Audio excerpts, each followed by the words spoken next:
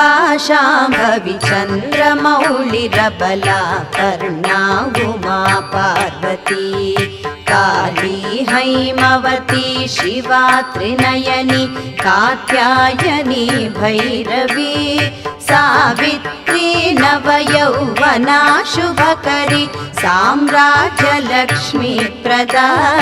चिद्रूपी परदेवता भगवती श्रीराजराजेश्वरी